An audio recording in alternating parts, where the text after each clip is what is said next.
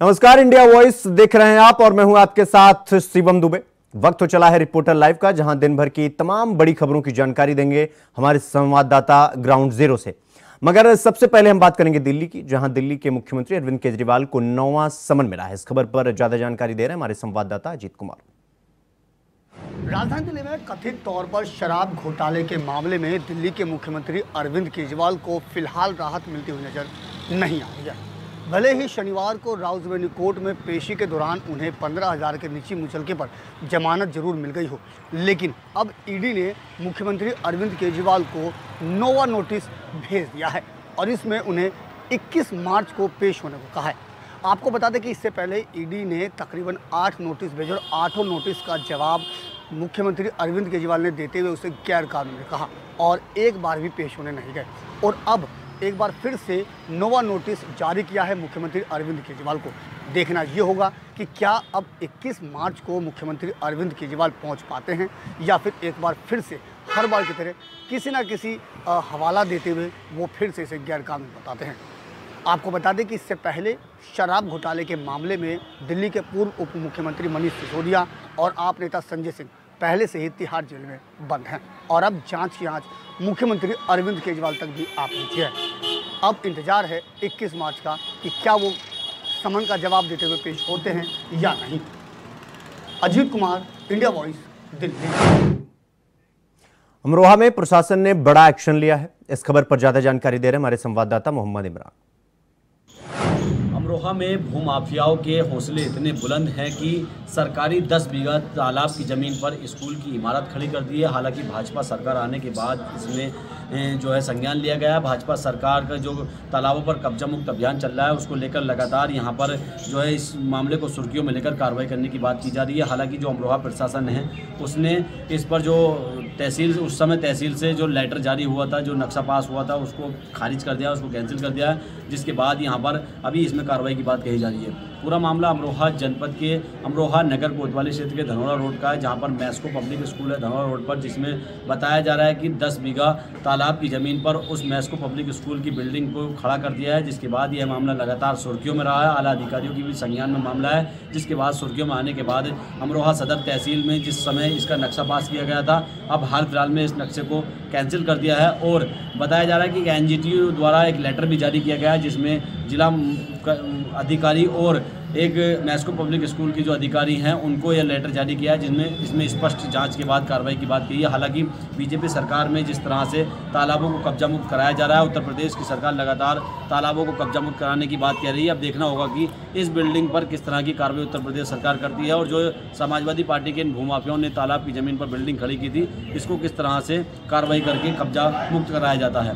अमरोहा से India voice के लिए मोहम्मद इमरान। लखनऊ में बीएसपी सुप्रीमो मायावती ने सोशल मीडिया प्लेटफॉर्म एक्स पर बड़ा बयान दिया है। कौन सा है वो बयान, बता रहे हमारे संवाददाता आसिफ बेग। चुनाव का ऐलान के बाद बसपा सुप्रीमो मायावती ने चुनाव आयोग का शुक्रिया अदा किया और साथ ही साथ एक्स पर यह भी लिखा है कि यदि यह चुनाव 3 से 4 चरणों में होता तो खर्चीला कम होगा। बसपा सुप्रीमो मायावती ने एक्स पर कई अहम मुद्दों को भी उठाया है। फिलहाल जिस तरह से बसपा सुप्रीमो मायावती ने चुनाव के ऐलान के बाद एक्स पर पोस्ट किया है, उसके कई मायने भी निकाल कर देखे जा रहे हैं। आपको बता दें कि कल ही चुनाव आयोग ने लोकसभा चुनाव की तिथियों का ऐलान कर दिया है। 7 चरणों में होने वाले मतदान को लेकर बसपा सुप्रीमो मायावती ने अहम ट्वीट भी किया है।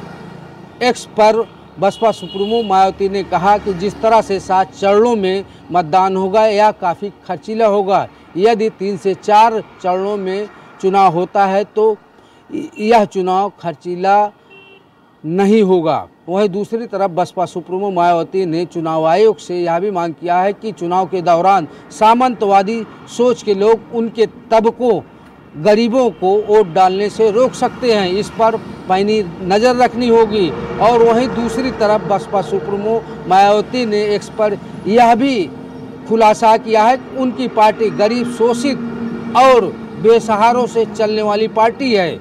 ऐसे में चुनाव आयोग को बाहुबलियों पर भी ध्यान देना होगा। फिलहाल जिस तरह से बसपा सुप्रीमो मायावती ने चुनाव आयोग का शुक्रिया अदा किया है और कई अहम मुद्दों को लेकर ट्वीट किया है। इसको लेकर भी तमाम सवाल खड़े हो रहे हैं, क्योंकि जिस तरह से बसपा सुप्रीमो मायावती ने एक्स पर यह लिखा है कि उनकी पार्टी बेसहारों की पार्टी है, लेकिन जिस तरह से बसपा सुप्रीमो मायावती अपने लोकसभा के प्रत्याशी उतार रहे हैं, उसको लेकर अब चर्चाओं का बाजार गर्म हो गया है। क्योंकि बसपा सुप्रीमो मायावती ने अभी तक 10 प्रत्याशियों का ऐलान किया है, जिसमें से 5 मुस्लिम हैं जो बेहद धनवान माने जाते हैं। वहीं दूसरी तरफ कानपुर के कुलदीप भदौरिया भी क्षत्रिय वर्ग से आते हैं और उनके पास भी पैसों की कमी नहीं है, ऐसा कहा जा रहा है। आगरा से पूजा अमरोही को बसपा सुप्रीमो मायावती ने उतारा है, यह भी खानदानी रईस कही जाती हैं। तो जिस तरह से बसपा सुप्रीमो अपने आप को एक पर बेसहारों की नेता कह रही हैं, वहीं दूसरी तरफ मजबूत और कद्दावर नेताओं को उतार कर कहीं न कहीं बसपा सुप्रीमो मायावती ने अपने एक्स पर दिए गए बयान को लेकर चर्चा में आ गई। अब देखना यह होगा कि जिस तरह से बसपा सुप्रीमो मायावती ने एक्स पर अपनी पार्टी को बेचारा घोषित करने की कोशिश की है और साथ ही साथ यह गुहार लगाई है कि चुनाव के दौरान दलित बेसहारों की मदद करे चुनाव आयोग और उन्हें किसी तरह से वोट डालने में व्यवधान न पैदा किया जाए। इसको लेकर अब चुनाव आयोग का क्या एक्शन रहता है। कैमरा पर्सन रमाशंकर यादव के साथ आसिफ बेग, इंडिया वॉइस लखनऊ। उत्तराखंड में भाजपा कार्यालय में प्रधानमंत्री मोदी की योजनाओं का प्रदर्शनी लगाया गया। इस खबर पर ज्यादा जानकारी दे रहे हैं हमारे संवाददाता तुषार गुप्ता। चुनाव आयोग की प्रेस वार्ता के बाद पूरे देश भर में चुनावी माहौल शुरू हो चुका है। उत्तराखंड में भी जो भाजपा कार्यालय है उसका रंग रूप अलग देखने को मिल रहा है। यहाँ पर जगह जगह जो प्रधानमंत्री नरेंद्र मोदी की जो गारंटी है और साथ साथ जो 10 सालों के काम है वो साफ तौर पर यहाँ पर नज़र आते हैं। उज्ज्वल समृद्धि जो योजना है उसके तहत जिस तरह से जो गांव-गांव तक बिजली पहुँचाई गई है उसकी यहाँ पर झलकियाँ दिखाई गई हैं। साथ साथ किसानों के लिए जिस तरह से पीएम किसान सम्मान निधि से 11.8 करोड़ किसानों को सीधी आर्थिक मदद पहुँची है। साथ साथ जिस तरह से आयुष्मान भारत योजना चल रही है और साथ साथ जिस तरह से उत्तराखंड की मैं बात करूं तो यहाँ पर भी जो महिलाओं को आरक्षण लगातार दिया जा रहा है। महिला सशक्तिकरण के लिए लगातार जो सरकार है वो कार्य करती हुई नजर आ रही है। साथ साथ केंद्र की जिस तरह से उज्ज्वल योजना के तहत 10 करोड़ महिलाओं को मुफ्त सिलेंडर दिए जा रहे हैं। तो तमाम जो गारंटी है मुख्यमंत्री प्रधानमंत्री की और साथ साथ जिस तरह से उन्होंने 10 वर्षों में कार्य किया है वो उनकी झलकियाँ यहाँ पर नज़र आती हुई नज़र आ रही है। आपको सामने की तरफ राम मंदिर नज़र आएगा जो 500 वर्षों तक जिसका इंतज़ार किया है। इनका भाजपा का पहले से मंत्र रहा है, विकास भी रहेगा और विरासत भी। तो इसी के तहत जो भारतीय जनता पार्टी है वो कार्य करती है और इसी के तहत जो भाजपा कार्यालय पूरी तरह से सजाया गया है। यहाँ पर अलग अलग जो मोदी की गारंटी है और उनकी योजनाएं हैं 10 सालों की वो यहाँ पर झलकती हुई नज़र आ रही है।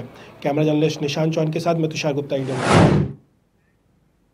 तो वहीं बदायूं में डीएम मनोज कुमार ने प्रेस कॉन्फ्रेंस की है। इस खबर पर ज्यादा जानकारी दे रहे हमारे संवाददाता विजय कुमार।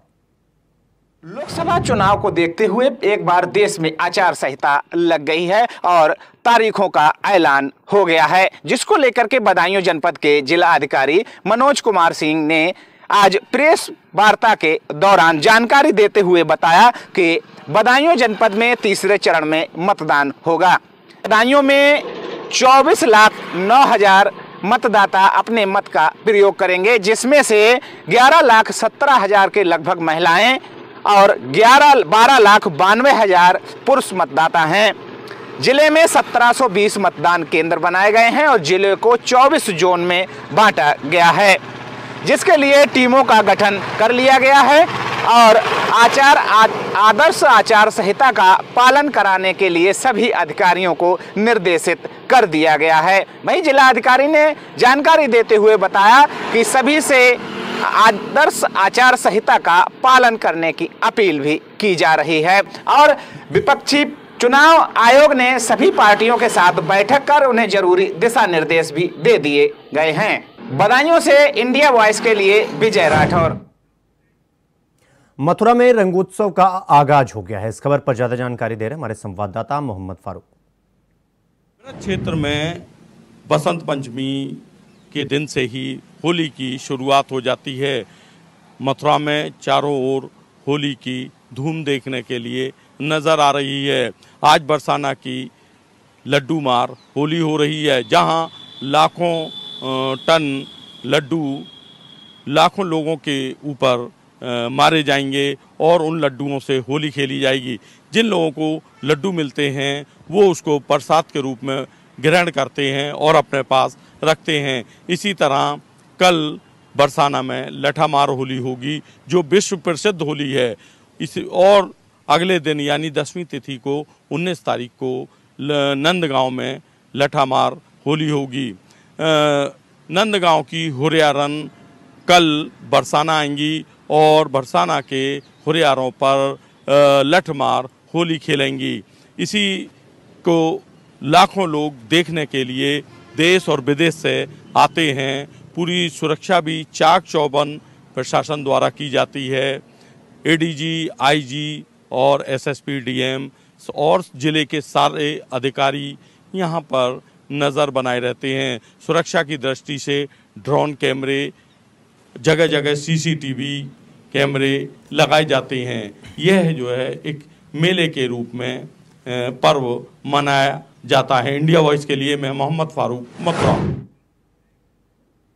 वहीं जौनपुर में पुलिस प्रशासन ने बड़ी कार्रवाई की है। इस खबर पर ज्यादा जानकारी दे रहे हैं हमारे संवाददाता विवेक कुमार। जौनपुर में एक पशु तस्कर के खिलाफ पुलिस ने की बड़ी कार्रवाई। वहीं पुलिस ने जो है पशु तस्कर के आवास को जो है बुलडोजर चलाकर धराशायी कर दिया है। बताया जाता है कि जौनपुर के जलालपुर थाना क्षेत्र के रहने वाला पशु तस्कर बबलू कुमार के आवास पर जो है बुलडोजर चलाया गया है। बताया यह भी जा रहा है कि बीते 12 मार्च को जो है पुलिस ने पशु तस्कर को गिरफ्तार कर संबंधित धारा में जेल भेज दिया है। वहीं पुलिस व राजस्व की टीम आज जो है पशु तस्कर के आवास पर पहुंची और बुलडोजर चलाकर उसके मकान को जो है धराशायी कर दिया गया। पुलिस के इस कार्रवाई से अन्य पशु तस्करों में हड़कंप मच गया है। वहीं जौनपुर के एसपी सिटी ब्रिजेश कुमार ने बताया कि पशु तस्कर बबलू के खिलाफ संबंधित धारा में मामला दर्ज कर जांच पड़ताल शुरू कर दी गई है। वहीं पुलिस की इस कार्रवाई से जिले भर में हड़कंप मच गया है। पूरा मामला जो है जलालपुर थाना क्षेत्र का बताया जा रहा है। जौनपुर से विवेक कुमार, इंडिया वॉइस। तो वहीं जालौन में बड़ा सड़क हादसा हुआ है। कैसे हुआ हादसा, बता रहे हमारे संवाददाता विष्णु पांडे। जालौन में एक बार फिर दिखा तेज रफ्तार का कहर, जहां तेज रफ्तार एक शताब्दी बस अनियंत्रित होकर खाई में जा गिरी। वहीं शताब्दी बस खाई में गिरने से उसमें सवार 1 दर्जन से अधिक लोग गंभीर रूप से घायल हो गए। वहीं आनन फानन में शताब्दी बस खाई में गिरने से सभी लोगों में चीख पुकार मच गई है और इसकी सूचना स्थानीय थाना पुलिस को दी गई है। वहीं सूचना मिलते ही तत्काल मौके पर पहुंची पुलिस ने शताब्दी बस में फंसे सभी घायलों को कड़ी मुशक्कत के बाद बाहर निकाला है और सभी को उपचार के लिए जिला अस्पताल में भर्ती कराया है, जहां जिला अस्पताल में 2 लोगों की हालत नाजुक होने पर उन्हें उचित उपचार के लिए मेडिकल कॉलेज झांसी रेफर कर दिया गया है। वहीं प्राप्त जानकारी के मुताबिक मामला जालौन के 8 थाना क्षेत्र के ग्राम गिरथान के पास का है, जहां गिरथान के पास झांसी से कानपुर जा रही एक शताब्दी बस ओवरटेक करते समय अनियंत्रित होकर खाई में पलट गई, जिससे कि बस खाई में पलटने से उसमें सवार 1 दर्जन से अधिक लोग घायल हो गए, जिन्हें उपचार के लिए जिला अस्पताल में भर्ती कराया गया है। वहीं अपने सहयोगी साथी के साथ विष्णु पांडे, इंडिया वॉइस, जालौन। रायबरेली में पटाखा कारखाने में बड़ा धमाका हुआ। इस खबर पर ज्यादा जानकारी दे रहे हैं हमारे संवाददाता राजू तिवारी। महाराजगंज कोतवाली क्षेत्र के पहरे मऊ में उस समय हड़कंप मच गया जब एक पटाखा फैक्ट्री में अचानक विस्फोट हो गया और विस्फोट इतना भयंकर था कि काम करने गए वीरेंद्र कुमार की घटना स्थल पर ही दर्दनाक मौत हो गई और जिसमें 2 लोग और गंभीर रूप से घायल हो गए, जिनका आज भी इलाज जिला अस्पताल में चल रहा है और वो जिंदगी मौत के बीच में लड़ रहे हैं। बता दें, पूरा मामला रायबरेली जिले के महाराजगंज कोतवाली क्षेत्र के पहरे मऊ गांव का है, जहां पर एक पटाखा फैक्ट्री संचालित हो रही थी और पटाखा फैक्ट्री में आए दिन के जैसे काम करने के लिए वीरेंद्र कुमार, छोटू आदि लोग काम करने के लिए गए हुए थे, लेकिन किन्हीं कारणवश पटाखा फैक्ट्री में अचानक विस्फोट होता है और विस्फोट इतना भयंकर होता है कि 19 वर्षीय वीरेंद्र कुमार की घटना स्थल पर ही मौत हो जाती है। वहीं छोटू और एक व्यक्ति अज्ञात गंभीर रूप से उसमें घायल हो जाता है, जिसको आनन फानन परिस्थितियों में लोगों के द्वारा नजदीकी सामुदायिक स्वास्थ्य केंद्र पहुंचाया गया, जहां प्राथमिक उपचार के बाद डॉक्टरों ने जिला अस्पताल के लिए रेफर कर दिया और वो जिला अस्पताल में अभी भी जिंदगी और मौत के बीच में लड़ रहे हैं। हालांकि जैसे ही घटना की सूचना प्रशासनिक अधिकारियों को और पुलिस महकमे को हुई तो घटना स्थल पर सीओ महाराजगंज ने पहुंचकर जांच पड़ताल शुरू कर दी है और वहीं अन्य प्रशासनिक अधिकारी भी घटना स्थल पर धीरे धीरे पहुंच रहे हैं।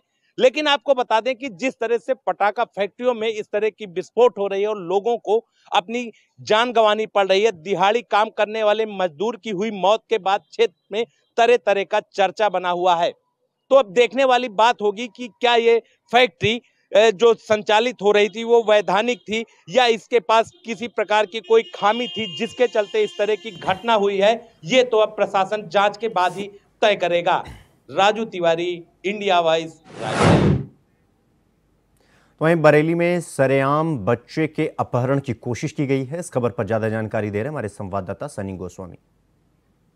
देर रात एक भीड़-भाड़ इलाके में 4 युवक थे जो ई-रिक्शे पे आए थे और एक लड़के को, एक बच्चे को अपहरण करने की कोशिश करी, जिसके बाद में पुलिस प्रशासन में हड़कंप मच गया। आपको बता दें, देर रात की बात है जब एक लड़का बताया जा रहा है कि दवाई लेने मेडिकल पे जा रहा था, तभी एक बैटरी वाले रिक्शे पर 4 युवक सवार होकर आते हैं और वो उसको, लड़के को उधर बैठाने लगते हैं। जैसे ही वो उधर उसका अपहरण करने की कोशिश करते हैं, लड़का चिल्लाता है, जिसके बाद में वो लड़के को चिल्लाते देख तो वहाँ के राहगीर जो लोग होते हैं वो इकट्ठे हो जाते हैं। जैसे ही वो पास में जाते हैं, जिसके बाद में वो दोनों युवक जो होते हैं रिक्शे में बैठ के भाग जाते हैं और 2 युवकों को लोग पकड़ लेते हैं। जैसे ही उन लोगों को पकड़ा जाता है, उसके बाद में पुलिस को सूचना दी जाती है। मौके पे 112 और थाना पुलिस पहुंचती है, दोनों को पकड़ कर ले गई है। वहीं पुलिस वहाँ पे जांच कर रही है, पुलिस उससे पूछताछ कर रही है क्या कुछ है। वहीं जो लड़का है जिसकी अपहरण करने वाले थे, उसके परिजनों ने बताया कि वो किसी काम से शाम को दवाई लेने के लिए मेडिकल पे निकला था, जिसको लेकर अभी तक ये नहीं पता चला कि जो वो दोनों 4 लोग थे वो कौन थे। लेकिन ये बताया जा रहा है वो एक समुदाय के थे, चारों टोपी लगाए हुए थे और मुस्लिम समुदाय के बताया जा रहा है, जिसके बाद में हड़कंप मच गया। आपको बता दें